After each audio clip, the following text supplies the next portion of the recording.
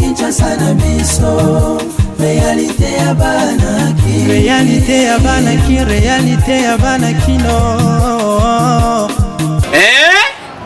Buyukite, bukuyoka kaka. Kinshasa na biso, kin eleki partout. KNB, Kinshasa na biso, kin eleki partout. Kinshasa eleki partout. Mikolo nezabino, pardon. Jima sala yolo karatarate. Ya on a bien yo. Jima mukende. Oumela. KNB, kin eleki partout. Rien à dire, toi on a terre envié, parce que kin eleki partout et l'osako liboso ambongo mosanto azate Céline Don Kardasha isongolo bisous bye bana kin ke bana jako zape so kuta nango KNB Telema qui chasse eleki partout Jimmy Mukendi Oumela KNB ko zape Mokolela mona bino so balanzi ya magazine Kinshasa na biso ozo lembate comme mela bino ba vraie réalité ya ville ya Kinshasa.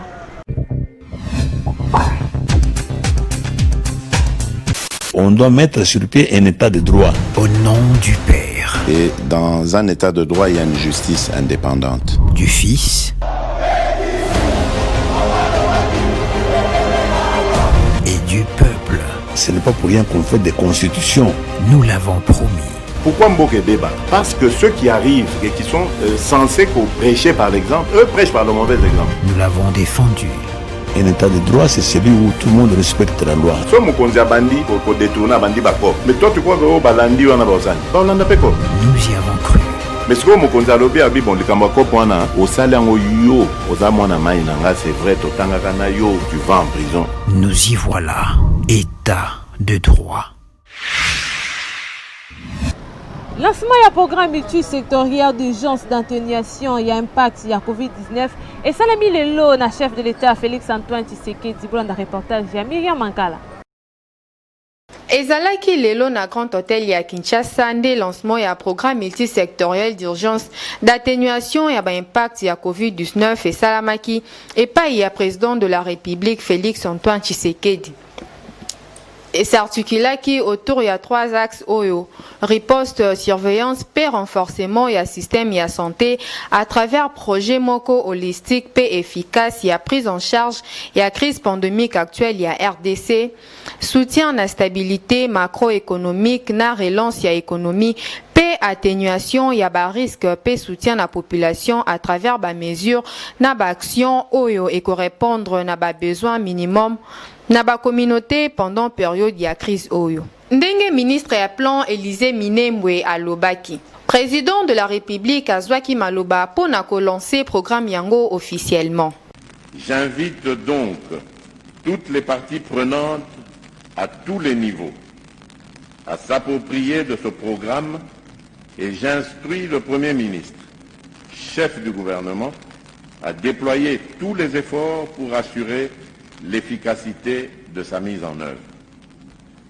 C'est l'occasion pour moi de lancer un nouvel appel à la solidarité nationale et internationale sous toutes ses formes, afin de se joindre aux efforts de la République à travers le programme multisectoriel d'urgence d'atténuation des impacts de la COVID-19.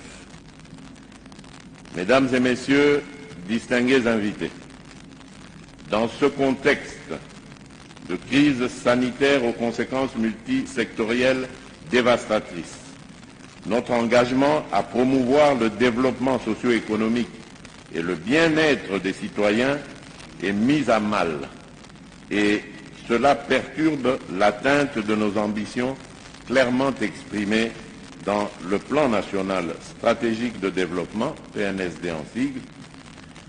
Il en est de même des engagements pris à l'échelle régionale et internationale. Je suis d'avis que de telles déconvenues ne peuvent en aucun cas anéantir notre détermination à transformer ce défi en opportunité en mettant en œuvre de manière satisfaisante les actions, mesures et réformes contenues dans ce programme. À cet effet, je voudrais exprimer ma vive détermination à ne ménager aucun effort pour soulager, à travers ce programme, les douleurs de notre peuple. Je voudrais aussi rassurer toutes les parties prenantes de mon implication personnelle à veiller à une meilleure coordination et gestion de la riposte multisectorielle au regard du cadre institutionnel ainsi qu'aux modalités de coordination, de mise en œuvre et de suivi, évaluation prévues dans ce programme. En considération de ce qui précède, je déclare officiellement lancé le programme multisectoriel d'urgence d'atténuation des impacts de la Covid-19 en République démocratique du Congo. Que vive la République démocratique du Congo. Je vous remercie. Tozondima que lancement ya programme oyo et quoi bouture ba problème oyo RDC zako traversé actuellement et qu'aussi la système ya santé pe économie et coma stable. Kinshasa et l'équipe partout. Oui, par le chef de l'État Félix Antoine Tshisekedi Tshilombo. Chef de l'État Félix Antoine Tshisekedi a rendre hommage le 18 juin na Lugi Kizenga avant inhumation na na clinique Ngaliema. Boza plus de détails na commentaire ya Myriam Mankala. Akufaki le 1er juin na suite ya maladie moko ya Mukuse, secrétaire général adjoint intérimaire ya Palou pe fils biologique ya fondateur ya parti oyo fait Lugi Kizenga ayambi lelo avant enterrement na ye ba hommage ya chef de l'État Félix Antoine Tshisekedi Tshilombo. Affligé na disparition brutale na contexte particulier ya pandémie ya Covid-19, chef de l'État a salaki personnellement déplacement na morgue ya clinique Ngaliema. Président Félix Antoine Tshisekedi a s'inclinaki liboso ya cercueil enveloppé na drapeau ya Palou pe adressé quelques mots ya réconfort na endroit ya famille biologique ya Lugi Kizenga pe liboso ya représentatif ya ba responsable politique ya Palou. À travers hommage présidentiel oyo Lugi Kizenga a recevoir ba hommage ya nation congolaise mobimba. Né à Kinshasa le 21 septembre 1965, Lugi Kizenga azalaki originaire ya province ya Kwilu, territoire ya Gungu. Atiki veuve P3 bana. Asalaki ba études primaires na ye na Russie, secondaire na France, na Congo Brazzaville pe na Angola. Na kozonga na ye na mboka atangaki na Institut supérieur des statistiques esika wapi a décrochaki licence na économie et fiscalité. Azalaki conseiller chargé na ba investissement pe partenariat na ministère ya mine de 2009 à 2015. Lugi Kizenga a évolué au sein ya ba organe nyonso ya base na direction ya Palou ti na nomination na ye lokola secrétaire permanent pe porte-parole ya parti. Peu après l'Iwa ya chef ya Palou patriarche Antoine Kizenga le 24 février 2019, Lugi Kizenga a assumaki ba fonction ya secrétaire général adjoint intérimaire ya Palou ti na l'Iwa na ye le 1er juin 2020. Carnaval motorisé ya ba cadre na ba sympathisant ya Palou et accompagnant qui cortège ya Lugi Kizenga ti na cimetière ya Nécropole. Paix à ton âme. Vice-premier ministre et ministre de l'Intérieur, Sécurité et Paix en faire coutumière a ordonné qu'il réouverture de l'Assemblée provinciale après la vacances prolongée pour les députés provinciaux et RDC. Plus de détails dans le commentaire de Myriam Mankala.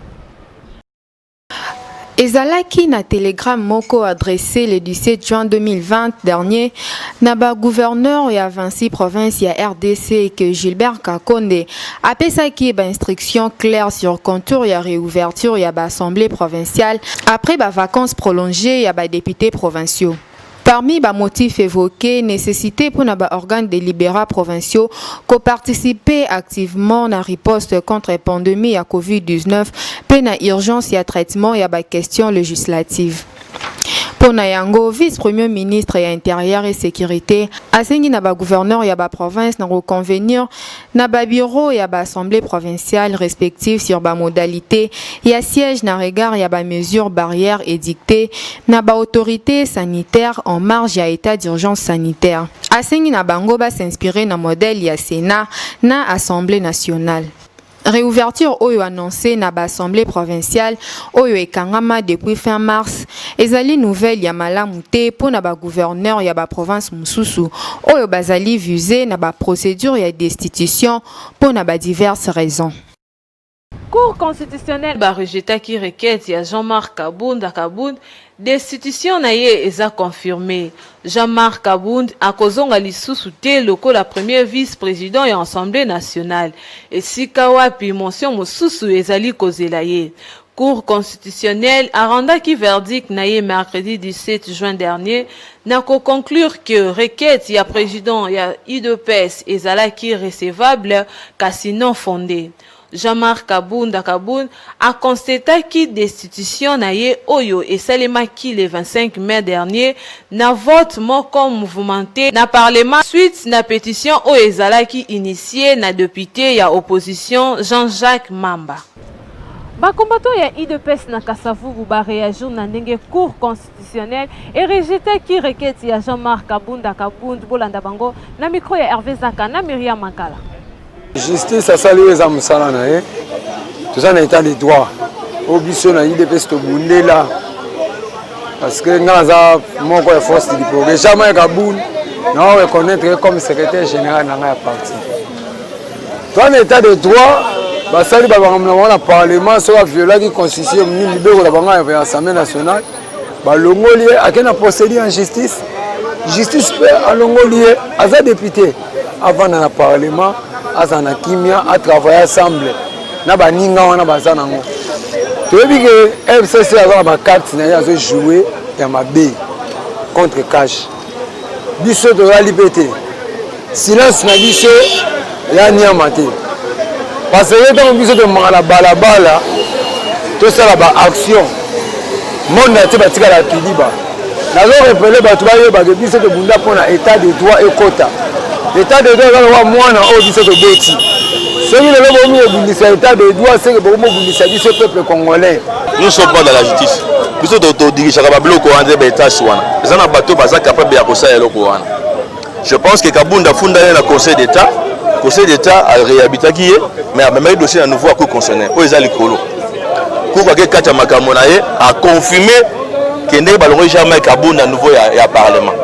Mais c'est l'avocat jamais Kabound, on va dire qu'il va refonder dans la Cour de cassation, donc on a été international. Mais le Coran est comme tout ça, la zone où on a des cours où on a sous la pointe et c'est un président qui a un mandat président le Kabatum soit nommé Bango. Les mêmes cours où on a passé la région à Bahadj. Et les mêmes cours à changer les choses, on a passé dans les cours. Que j'ai des cours, ils ont sonné dans le nouveau monde. Parce que ce cours c'est catholique, on va faire un mouton, on continue les cours, parce que le mouton continue les preuves vignobles. Maintenant on continue les cours. Toyebina mutoko tika mbo wana na ku ezaki dossier Kabound mais bazo kata makamu so mbala moko boyo ba nene kuru pamo papa ezaki ka dossier moko ba de ko sela si bitima to mona na ba bati batondi si makambo ebele mais toyebi ke sika moko utaki azali image ya président Félix au sein ya parlement tout comme Janine Mabunda mwasi wana azali pe image ya Joseph Kabila balinga te toza na politique. Bon, comment se fait-il que Bango Bazako pointé Jean-Marc Kabound? Si on a une déclaration à Jean-Marc Kabound, et cette déclaration, on a respecté le président de la République. On a pris tout concerne à dévier Jean-Marc Kabound. Alors, le président de la Cour constitutionnelle entre en fonction par l'ordonnance du président de la République. Tant que le magistrat suprême, président de la République, Félix Antoine Tshisekedi Tshilombo,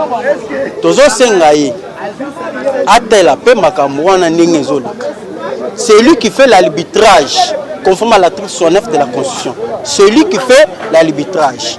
Ate l'appel Kamobiso Oyo, Oyo le Cour constitutionnelle. Cour constitutionnelle, biso tout Congolais, tozeli espoir na biso. Na makamo etali Cour constitutionnelle. Cour constitutionnelle à cause à la poche à montute. Cour constitutionnelle à cause à la manipuler na poche à montute. IDPS ebundela ba valeur na biloko eleki lobi. Je regrette beaucoup parce que bopesa qui déjà mutu raison, mutu qui déjà la raison. Mais tout le monde savait que Jean-Marc Kaboun sera réhabilité. Ce qui est mort démissionner, ça dépendra de lui. Parce que Mabunda sale. Qu'est-ce que Mabunda fait? Bon destituer mutu. Ozu ba bureau scellé. O changer ba cellule nyonso. Mutu okota teza la batabanda ko travailler na ba mokota kota na kati sa bureau. Ça se fait où? Le même jour, au bord de ma voiture, au bord de tout l'assemblée. Ça montre quoi? La haine. Pour la Nini, Jean-Marc a sauvé le régime. Obiso tolinga to quoi insatisfait. Le quoi tolinga to quoi insatisfait. Mouto nenga bimi la média. Déjà baby si ba plan na biso. Photo que nena eti suka. Ya on est au sale. Mais bae bake makambo ibanzi. Pour le dossier ya évêque Mukuna na Mimi Chibola. Tribunal ya grande instance ya Kinshasa Kalamu ezu mokano ya ko délibérer affaire Pascal Mukuna en attendant ba juge ba se prononcer na délai légal na bango, c'est-à-dire le 25 juin. Ezali bongo Willy Kasongo avocat ya évêque Mukuna nde alobaki oyo appelé non coupable. Audience ezalaki consacré na audition ya monsieur Olenga Nkoy pe madame Katia Kapinga oyo azali fille aînée ya Dauphin Katia. Na titre ya ba témoin côté mususu parti ba plaidaki na oyo est concerné bango balobi ke ba plaider non coupable parce que ba élément oyo ezo constituer infraction ya viol, menace de mort, pe détention illicite, ba document ezalaki renité pe ba solliciter acquittement moko pire pe simple ya client na bango Pascal Mukuna évêque ya ACK nde bango balobi. Mais ministère public a sengi 20 ans ya servitude pénale contre Pascal Mukuna pour na viol, menace de mort, pe détention illicite ya document parcellaire.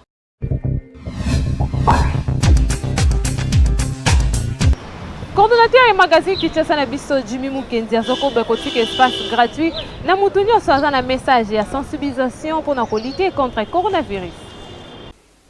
Bandeko nanga ya Kinshasa, bandeko nanga ya République démocratique du Congo, boyebi que l'heure est grave, mboka na biso ezali na souci, tozali na problème o ekweli biso à travers le monde entier, likambo oyo ya coronavirus.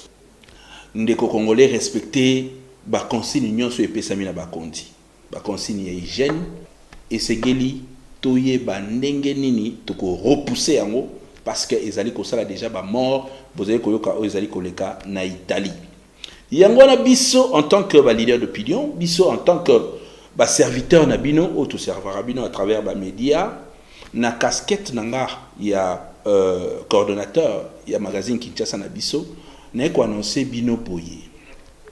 Bato nyonso tope ba autorité nyonso oyo bazali na message lié na coronavirus pour la sensibilisation, c'est-à-dire bozala une association, bozala structure, bozala individu, message na yo oyo ezali ko kende na sens ya ko sensibiliser bandeko, na sens ya ko appuyer riposte oyo tozali ko sala awa na magazine na bino KNB ekoleka gratuitement.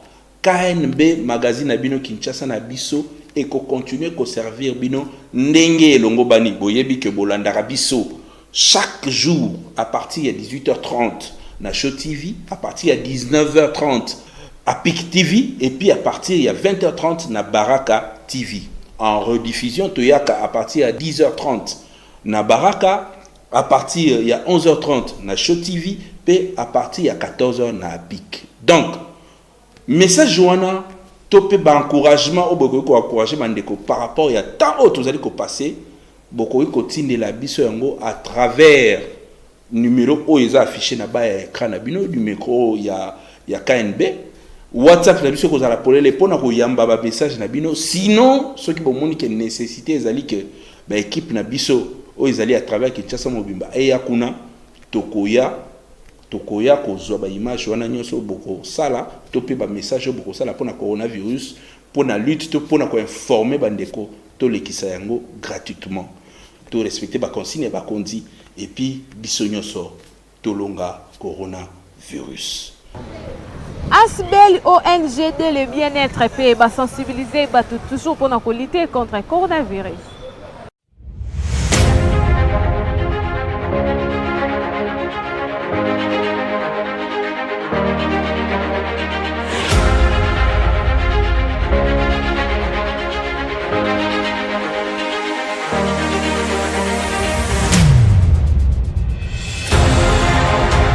Batat, bamamu, bansongbelma, bansongbagaj, ni ban, coronavirus wuju shebeya. Twenda ni jichina, watu go byanza, mubwela wo byanza, bana balech mako byanza, mankenda nutega ni munzubu. Tekai mankenda corona wuju shebeya china, ilonda imkenja mfumo tu. Eti ONG le bien-être. Coronavirus ni jambo ya kweli na inaua. Tufuate wote mashauri ya usafi. Jua kujikinga sisi wote na ONG le bien-être. Tupigane na yeye yayali. Bapangi ya Luzolo, bakongole na bakongolese. Kimbefu ya coronavirus ikele. Yoke na kufa bantu na ntoto ya vimba. Betu keba na yao. Na bomosi ya ONG le bien-être. Betu landa misiku ya buketi ya nutu. Betu kununga coronavirus. Coronavirus is good and care. Open our rose hygiene to protect ourselves. Together with NGO, the good be restless efficaciously against parliament. Oyo ezali message ya ONGD le bien-être. Bokono ya coronavirus ezali ya solo pe ezali koboma. To sokola tango nyonso maboko na biso na savon. Topesa na mbote ya maboko te. To kosola na coude soki oternuer sala yango na mouchoir oyo eza hygiénique pe bwaka na fulu. Soki ozali na eloko ya kosala te Fanda Nandako. Congolais, Congolaises, le coronavirus est bien réel et il existe. Pratiquons tous les règles d'hygiène pour se protéger. Tous ensemble avec l'ONG de le bien-être, luttons efficacement contre cette pandémie.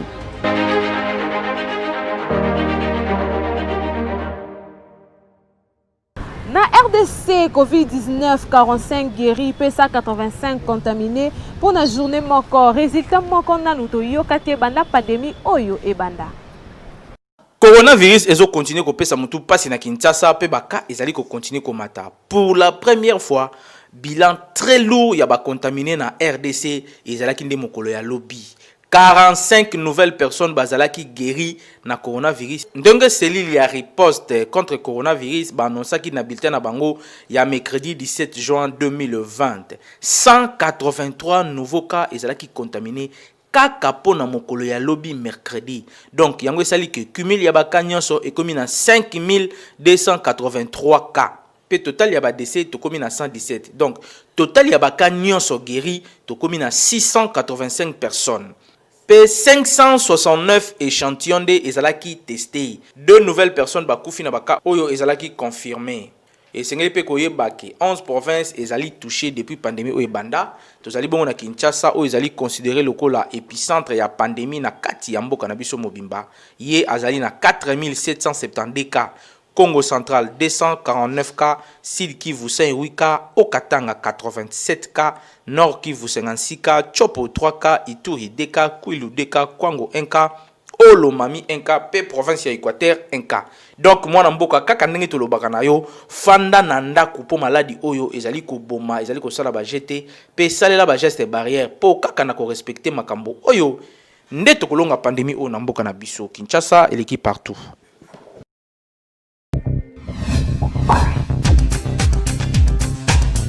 Beltesco toujours associé à la population à Salilé qui rigole aux autres comme partout dans la ville de Kinshasa pe na moins cher. Lelo na Kinshasa miliki elongwa likambo ya ba riche po e koma nango na prix ya mukie po na mutu nyonso ndenge akokeli grâce ya Beltesco alongola yango luxe na RDC na cadre ya kosunga congolais amela miliki ya qualité amemeli bino lait en poudre instantanée Kerigold e ye po na mutu nyonso okomela na ti café, mai ya moto, mai ya lobo, tope okoki kolia yango kaka ya pamba, eza na goût moko ya kosakana te, Kerigold de l'œuf végétal plein de vitamines A et D, protéines pe calcium. Ezo sunga bana bakola kitoko, pe mikolo ba savourer miliki kitoko ya mabele ya ngombe. Miliki oyo ezali koteka ma partout, comme la Kerigold full crème. ezali kotonga nzoto na yo 2 fois moto ameka kerigol abelaka pa mapamba te bamama baza na bana bamama baza na bazemi bamama baza na bafatigue ebele omela mingi kerigol ezali kobakisa susu baprotéine bacalcium bavitamine ebele na kati ya nzoto. Lait en poudre instantanée Kerigold, miliki ya solo ya ngombe, sans complexe na Kinshasa na mbongo nyoso ozanango, okomela miliki na yo sans problème, grâce ya Beltesco, mosungi ya mboka.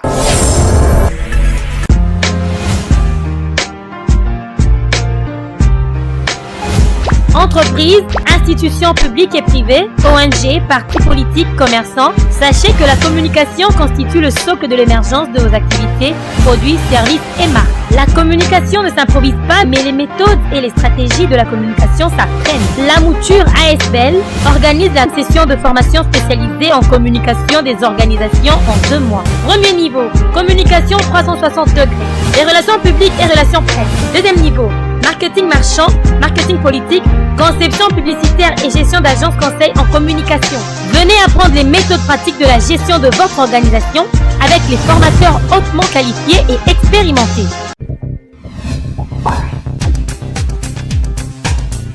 likambo ya mbongo nde ekotisaka mbutu na kati ya bafoyer totuni motuna eske eza obligatoire na mwasi ya libala alakisaka mobali na ye salaire boyoka ndenge papa baréagir na micro ya Hervé Zaka.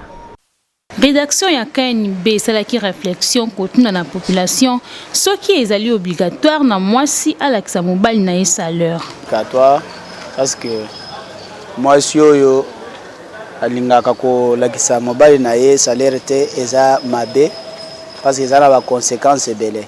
Peut-être que créer divorce na kati ya couple. Alors eza obligatoire moi soka ba futu ya mbongo aya ko lakisa mobali na ye. Yango nde bolingo ti. Bolingo eza vérité. Yo lobi ke olingi mobali na yo. Ozo lakisa ye salaire te. Wana olingi ete. Wana community hypocrisie. Conseil tozo pesa ba mama surtout oyo ba salaka. So ba futu yo mbongo. Mobali na yo azamutu na yo oyo lobaki ke olingi il faut ko pesa ye donc lakisa ye mbongo lakisa ye salaire na yo ko boya ko lakisa ye salaire te ezamabe. C'est un peu très loin. Bon, ça dépend maintenant ndenge boza na couple mais normalement il faut moi ça lakisa mobali na ye salaire pour eza couple moi ça ako cacher mobali na ye salaire te.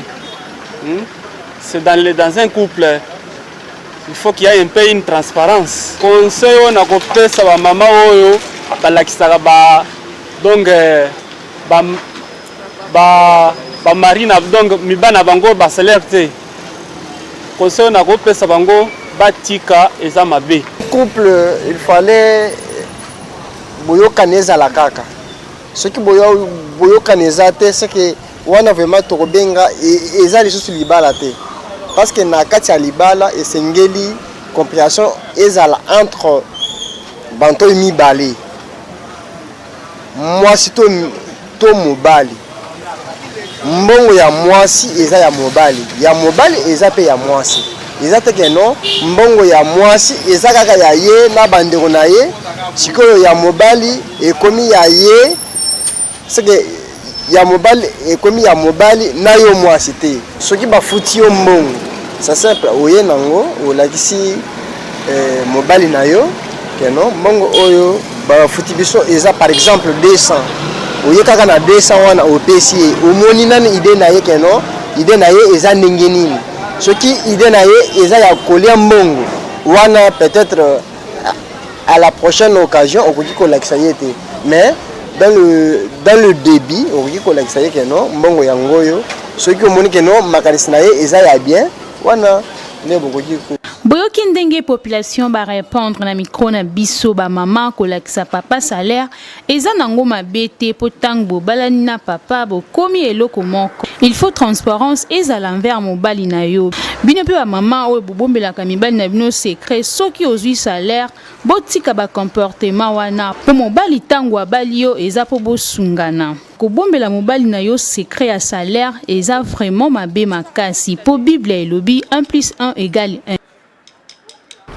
1. édition na biso ya mokolo lelo ekomi na suka tika topesa merci na kolo Yesu mopesi na pema ozobatela biso na bino balandi na biso ya magazine Kinshasa na biso pe na équipe rédactionnelle mobimba ya magazine Kinshasa na biso Hervé Zaka double pour moi azaki na sima ya caméra Nathan Siata na réalisation pe na coordination ya Jimmy Mukendi kasi bobo sanaka te ko s'abonner massivement na chaîne YouTube Kinshasa na biso Kinshasa yo et l'équipe partout.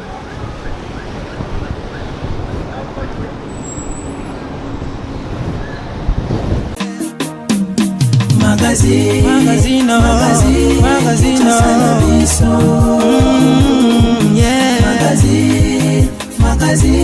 Kinshasa na biso réalité ya bana réalité ya bana kino